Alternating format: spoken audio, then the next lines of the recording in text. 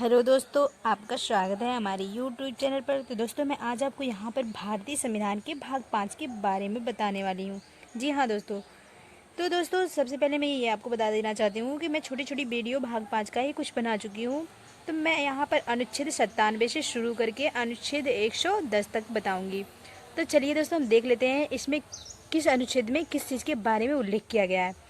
तो सबसे पहला वाला दोस्तों मेरा क्या है, देखिए सबसे पहला वाला जो अनुच्छेद 97, इसमें क्या है, सभापति, उपसभापति तथा उपाध्यक्ष और अध्यक्ष के वेतन उनके मतलब कि उनके वेतन भत्ते के बारे में बात की गई है। यानी कि दोस्तों, जो हमारे लोकसभा के जो सभापति हैं, उपसभापति हैं, राज्यसभा के जो अध्यक्ष उपाध्यक्ष जो भी हैं, उनकी जो वेतन भत्ते हैं उन्हीं के बारे में इसमें उल्लेख मिलता है अनुच्छेद 97 में। अब अगला जो मेरा है क्या है, अनुच्छेद 98। इसमें क्या है, इसमें है संसद का सचिवालय। यानी कि दोस्तों, जो संसद का सचिवालय है उसके बारे में जो उल्लेख मिलता है वो अनुच्छेद 98 में मिलता है।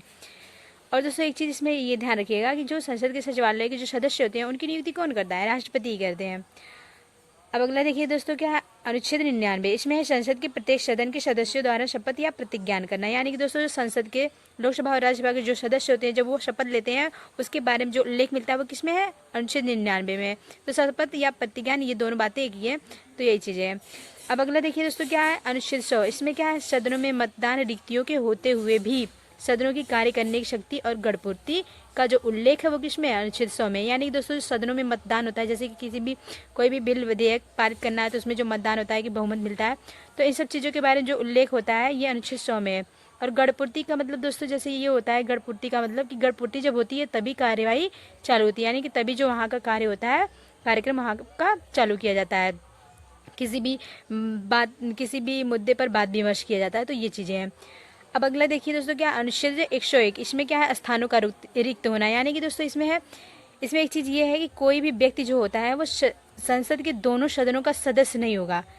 ये चीज़ किसमें है, अनुच्छेद 101 में है। तो ये भी बहुत बार एग्जाम में पूछ लेता है कि कौन से अनुच्छेद के अंतर्गत कोई भी व्यक्ति दोनों सदनों का सदस्य नहीं हो सकता है, तो अनुच्छेद 101 के तहत।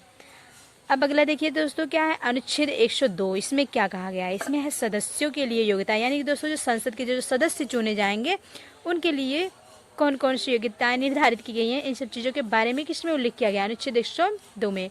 और अगला देखिए दोस्तों, क्या है, अनुच्छेद 103। तो 103 में क्या है, सदस्यों की योग्यता के से संबंधित प्रश्न। यानी कि उनकी योग्यता किस तरीके से निर्धारित की जानी चाहिए, इस सब चीज़ों के बारे में जो प्रश्न है ये अनुच्छेद 103 में मिलता है।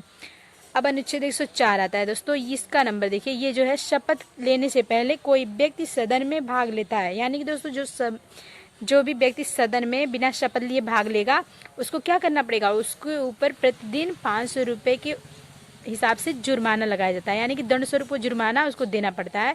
तो ये चीज़ है कि वो बिना अगर शपथ लिए भी वो कार्यक्रम में यानी कि सदन में भाग ले रहा है, सदन की कार्यवाहियों में, तो वो गलत होता है। तो इसलिए उसके ऊपर क्या 500 रुपये के हिसाब से दंड स्वरूप जुर्माना लगाया जाता है, यानी कि प्रतिदिन के हिसाब से। मान लीजिए एक दिन वो ले रहा है तो 500 रुपये उस दिन का, दूसरे दिन ले रहा है तो फिर भी मतलब कि एक तरीके से जबरदस्ती यदि भाग ले रहा है, तो इसी चीज़ के बारे में कहा गया है। अब अगला देखिए दोस्तों, क्या अनुच्छेद 105। इसमें क्या है, संसद के सदनों तथा उनके सदस्यों और समितियों के वाक स्वतंत्रता और न्यायिक कार्यों में शामिल ना करने की शक्ति देता है। यानी कि दोस्तों, जैसे कि जो न्यायालय है, अगर संसद में जब भी वो जैसे भी जो समितियां बैठ रही हैं, ठीक, और समितियां बैठ रही हैं उस टाइम जो भी बात विमर्श हो रहा है, जो भी विपक्ष वाले बोल रहे हैं या फिर उनके अपोज मतलब उनके विरोध में बोल रहे हैं, तो वो सब क्यों क्या मतलब कि बहुत ही उल्टा पुल्टा लोग बोलते हैं एक दूसरे को कि आपने ये घोटाला किया, ये किया, वो किया, दुनिया भर के करते हैं, पेपर वगैरह सब फाड़ उड़ के फेंकते हैं ना पीछे वाली सीट पे बैठ करके। तो उस पर जो न्यायालय होगा वो कार्यवाही नहीं कर सकता है। न्यायालय को इसके लिए रोका गया है यहाँ पे। तो ये किसके अंतर्गत है, अनुच्छेद 105 के अंतर्गत है।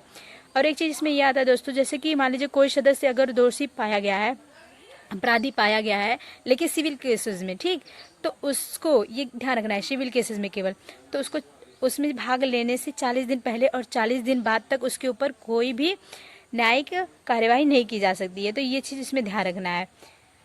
अब अगला देखते हैं हम लोग अनुच्छेद 106 के बारे में।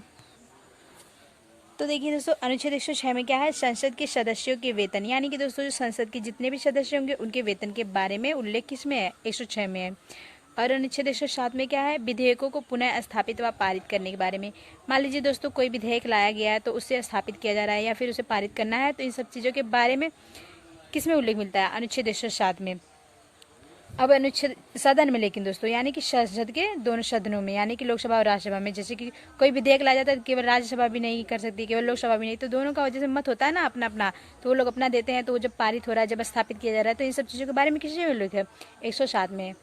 अब अगला देखिए क्या है अनुच्छेद 108, तो इसमें है दोनों सदनों का संयुक्त अधिवेशन, यानी कि दोस्तों जब दोनों सदनों का जो संयुक्त अधिवेशन होता है वो किसके द्वारा बुलाया जा सकता है, अनुच्छेद 108 के तहत। और बुलाता कौन है, राष्ट्रपति बुलाते हैं, लेकिन अध्यक्षता कौन करता है, लोकसभा के अध्यक्ष ही उसकी अध्यक्षता करते हैं। ये चीज़ हमें ध्यान रखना है। जैसे कि दोस्तों मान लीजिए कोई मुद्दा होता है, तो उस पर केवल लोकसभा या राज्यसभा ही नहीं वो ले सकती है, निर्णय ले सकती है, या फिर राष्ट्रपति को ऐसा लग रहा है कि दोनों लोगों का संयुक्त अधिवेशन बुलाना चाहिए, लोकसभा और राज्यसभा के दोनों लोगों का, तो बुला सकते हैं। अब अगला देखिए क्या है अनुच्छेद 109 में क्या है, धन विधेयक से संबंधित विशेष उपबोधन लोकसभा में लाया जाता है। यानी कि दोस्तों अगर कोई भी धन विधेयक के संबंध में कोई विशेष और भी उपबंध उसमें जोड़ा जाना है या लाया जाना है, तो वो किसके अंतर्गत लाया जाएगा, वो अनुच्छेद 109 के ही अंतर्गत लाया जाता है, और कहाँ पर, लोकसभा में। ये चीज़ हमें ध्यान रखना है। और अगला देखिए क्या है अनुच्छेद 110, इसमें क्या है, धन विधेयक की परिभाषा दी गई है। दोस्तों ये बहुत मोस्ट इंपॉर्टेंट है, ये वाला बहुत ही इंपॉर्टेंट है, बहुत बार एग्जाम में पूछ लेता है, किसी भी एग्जाम में तो जरूर, मतलब ज़्यादातर एग्जामों में पूछ लेता है। तो ये हमें ध्यान रखना है कि धन विधेयक किसके अंतर्गत आता है, अनुच्छेद 110 के अंतर्गत। यानी कि कौन कौन से विधेयक धन विधेयक हैं, कौन कौन से विधेयक धन विधेयक नहीं है, इन सब चीज़ों के बारे में जो भी परिभाषा दी गई है, ये किसमें, अनुच्छेद 110 में। तो ये बहुत ही इंपॉर्टेंट है। तो दोस्तों मैं अगली वाली जो वीडियो लेकर के आऊँगी वो अनुच्छेद 111 से लेकर के अनुच्छेद 122 तक होगा। तो ये वाली मेरी वीडियो ये यहीं पे समाप्त होती है, और एक वीडियो और लाऊंगी, तो उसमें मेरा भाग 5 क्या हो जाएगा, समाप्त हो जाएगा। तब तक के लिए दोस्तों आप लोग पढ़ते रहिए और मस्त रहिए, और मेरे वीडियो को लाइक शेयर एंड सब्सक्राइब जरूर करिए। Bye bye.